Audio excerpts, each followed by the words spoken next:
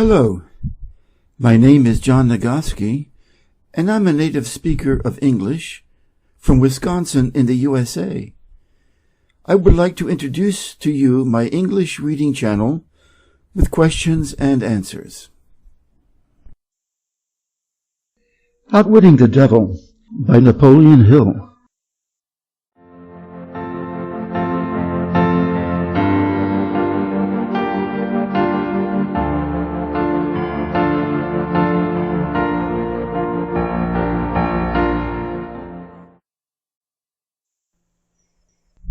Chapter 12. Environment, Time, Harmony, and Caution.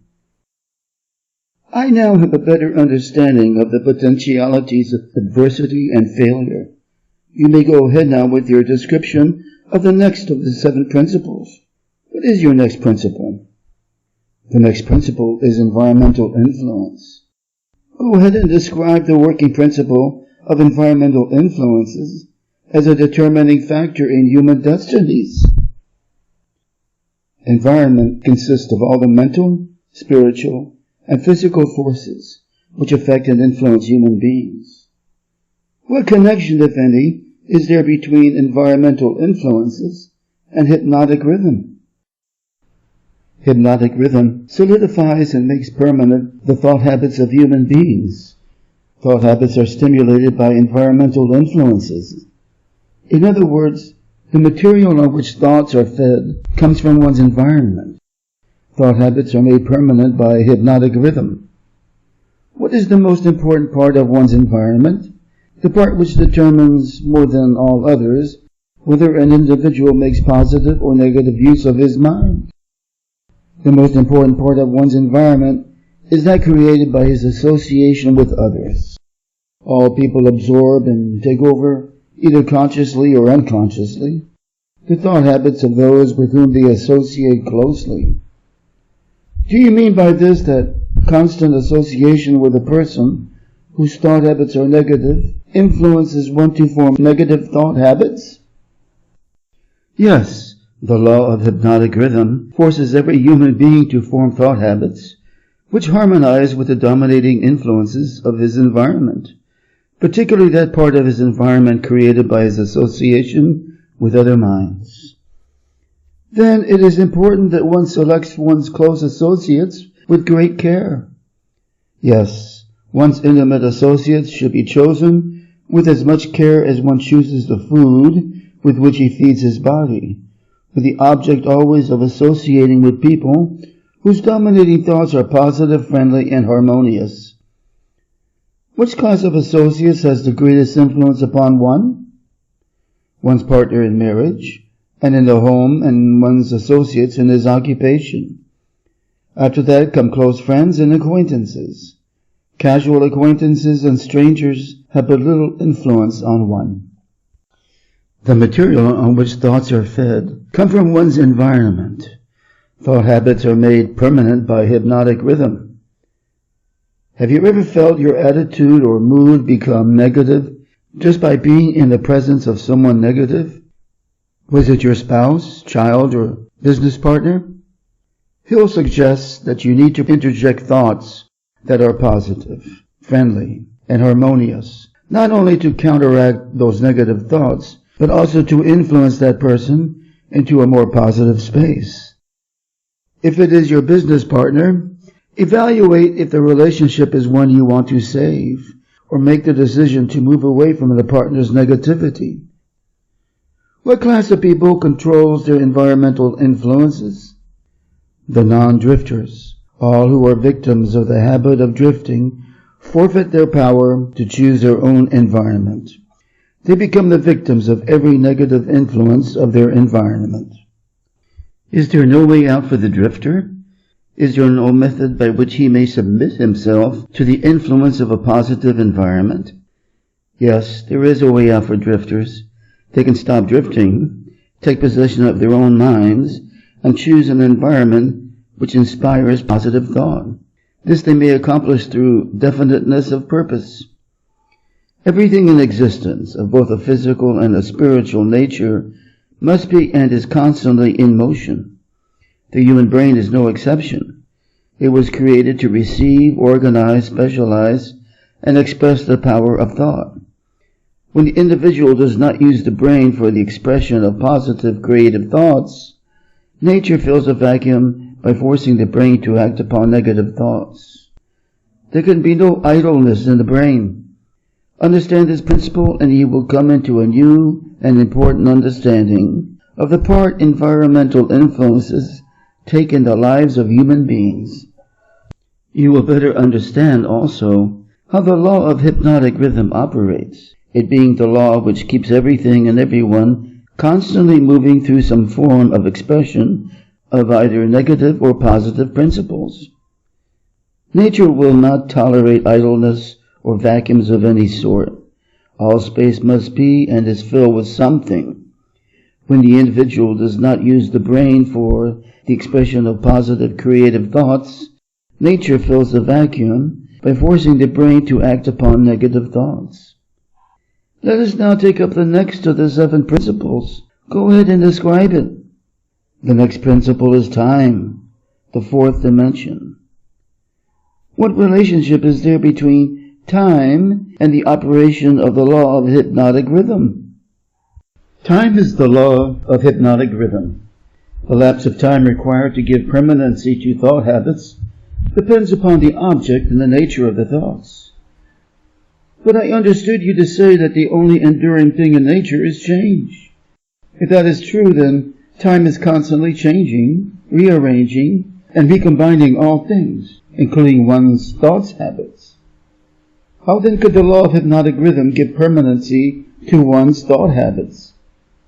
Time divides all thought habits into 2 classes, negative thoughts and positive thoughts. One's individual thoughts are, of course, constantly changing and being recombined to suit the individual's desires. But thoughts do not change from negative to positive, or vice versa, except through voluntary effort on the part of the individual. Time penalizes the individual for all negative thoughts and rewards them for all positive thoughts, according to the nature and purpose of the thoughts. If one's dominating thoughts are negative, time penalizes the individual by building in his mind a habit of negative thinking, and then proceeds to solidify this habit into permanency every second of its existence. Positive thoughts are likewise woven by time into permanent habits. The term permanency, of course, refers to the natural life of the individual. In the strict sense of the term, nothing is permanent. Time converts thought habits into what might be called permanency during the life of the individual. Now I have a better understanding of how time works. What other characteristics has time in connection with the early destiny of human beings? Time is nature's seasoning influence through which human experience may be ripened into wisdom.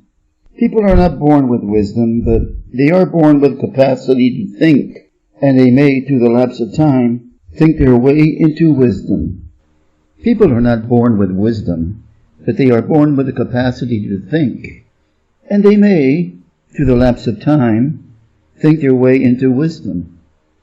I find this one of the most profound statements in this entire book. By using our ability to think and analyzing our experiences in life, whether successes or failures, we can gain wisdom. Can it actually be that simple? Do you ever possess wisdom? Only in very elementary matters.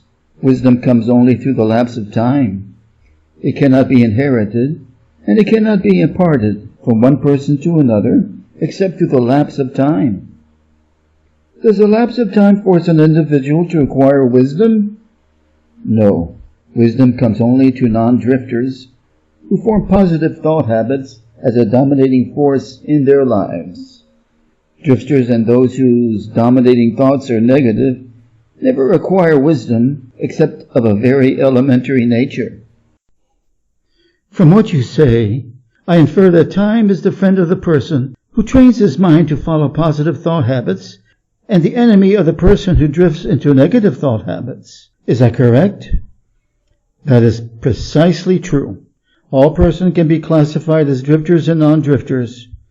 Drifters are always at the mercy of the non-drifters, and time makes this relationship permanent. Do you mean that if I drift along through life without definite aim or purpose, the non-drifter may become my master, and time only serves to give the non-drifter a stronger and more permanent grip upon me? That is stating the truth exactly. Wisdom comes only to non-drifters who form positive thought habits as a dominating force in their lives. Again, I am forced to think about our children. With so much negativity around us due to terrorism and financial strife, what is going to be the long-term impact on our children?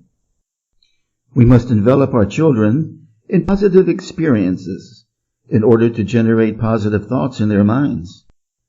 What is the age at which most people who acquire wisdom begin to acquire it? The majority of people who acquire wisdom do so after they have passed the age of 40.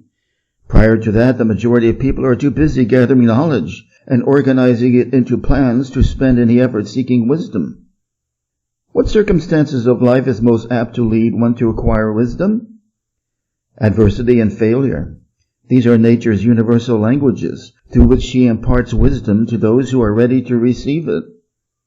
Do adversity and failure always bring wisdom? No, only to those who are ready for wisdom and have voluntarily sought it. What determines one's readiness to receive wisdom? Time and the nature of one's thought habits. Is newly acquired knowledge the same as time-tested knowledge? No, knowledge tested through the lapse of time always is superior to that which has been newly acquired. Time gives to knowledge definiteness in both quality and quantity, and dependability. One never can be sure of knowledge that has not been tested. What is dependable knowledge? It is knowledge which harmonizes with natural law, which means that it is based upon positive thought. Does time modify and alter the values of knowledge? Yes, time modifies and alters all values. That which is accurate knowledge today may become null and void tomorrow because of time's rearrangement of facts and values. Time modifies all human relationships for better or for worse, depending upon the policy through which people relate themselves to one another. In the realm of thought, there is a time when it is proper to sow the seeds of thought, and there is a proper time to reap the harvest of those thoughts, the same as there is a time to sow and a time to reap from the soil of the earth. Without the proper measurement of time between the sowing and the reaping, nature modifies or withholds the rewards of the sowing. Go ahead now and describe the last two of the 7 principles. The next principle is harmony.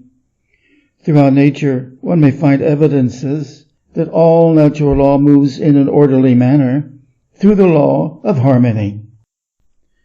Through the operation of this law, nature forces everything within the range of a given environment to become harmoniously related. Understand this truth, and you will catch a new and a more intriguing vision of the power of the environment. You will understand why association with negative minds is fatal to those seeking self-determination. Do you mean that nature voluntarily forces human beings to harmonize with the influences of their environment? Yes, that is true. The law of hypnotic rhythm forces upon every living thing the dominating influences of the environment in which it exists. If nature forces human beings to take on the nature of the environment in which they live, what means of escape are available to people who find themselves in an environment of poverty and failure but desire to escape? They must change their environment or remain poverty-stricken. Nature permits no one to escape the influences of his environment. However, nature, in her abundance of wisdom, has given to every normal human being the privilege of establishing his own mental, spiritual, and physical environment. But once he establishes it, he must become a part of it. This is the inexorable working of the law of harmony. I do not seem to follow your reasoning. The entire world is torn with warfare and business depressions and other forms of strife, which represent about everything except harmony. Nature does not seem to be forcing people to harmonize with one another. How do you explain this inconsistency? As in Hill's day, there seems to be little harmony in our world today. When you think of the current economy, the natural disasters, the military conflicts, the human devastation from disease and hunger, does harmony seem even attainable? Hill would say yes, even in the face of the horrible conditions of his time. While you and I may not be in control of harmony in our world, we can create harmony in our homes. There is no inconsistency. The dominating influences of the world are, as you say, negative. Very well, nature is forcing human beings to harmonize with the dominating influences of the world environment. Manifestations of harmony may be either positive or negative. For example, a group of men in prison may, and they generally do, think and act in a negative manner, but nature sees to it that the dominating influence of the prison is impressed upon every individual in it. A group of poverty-stricken people in a tenement house may fight among themselves and apparently resist all forms of harmony, but nature forces each of them to become a part of the dominating influence of the house in which they live. Harmony, in the sense it is here used, means that nature relates everything throughout the universes to every other thing of a similar nature. Negative influences are forced into association with one another, no matter where they might be. Positive influences are just as definitely forced into association with one another. I'm beginning to see why successful business leaders are so careful in the choice of their business associates. Men who succeed in calling usually establish their own environment by surrounding themselves with people who think and act in terms of success. Is that the idea? That is the idea exactly. Observe with profit that the one thing all successful men insist upon is harmony among their business associates. Another trait of successful people is that they move with definiteness of purpose and insist upon their associates doing the same. Understand these two truths and you understand the major difference between a Henry Ford and a day laborer. So the principle of harmony is a benefit to us when we surround ourselves with other successful people. Think of the people you work with. Are they supporting you or holding you back? Now tell me about the last of the 7 principles. The last principle is caution. Next to the habit of drifting, the most dangerous human trait is the lack of caution. People drift into all sorts of hazardous circumstances because they do not exercise caution by planning the moves they make. The drifter always moves without exercising caution. He acts first and thinks later, if at all. He does not choose his friends. He drifts along and allows people to attach themselves to him on their own terms. He does not choose an occupation. He drifts through school and is glad to get the first job that will give him food and clothing. He invites people to cheat him at trade by neglecting to inform himself of the rules of trade. He invites illness by neglecting to inform himself of the rules of sound health. He invites poverty by neglecting to protect himself against the environmental influences of the poverty-stricken. He invites failure at every step he takes by neglecting to exercise the caution to observe what causes people to fail. He invites fear in all its forms by his lack of caution in examining the causes of fear.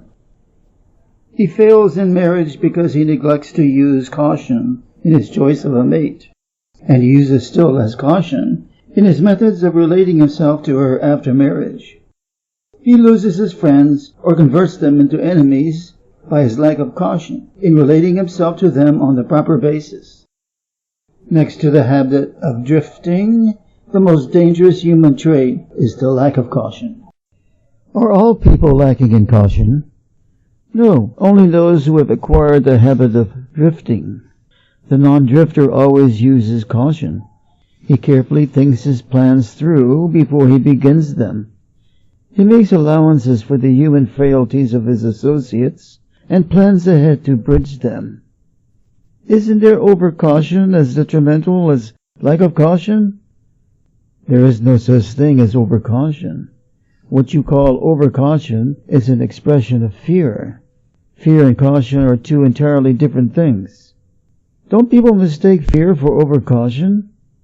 Yes, that does sometimes happen.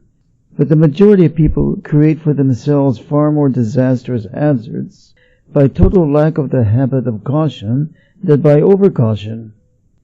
In what way may caution be used most advantageously? In the selection of one's associates, and in one's method of relating oneself to associates. The reason for this is obvious. One's associates constitute the most important part of one's environment, and environmental influences determine whether one forms the habit of drifting or becomes a non-drifter.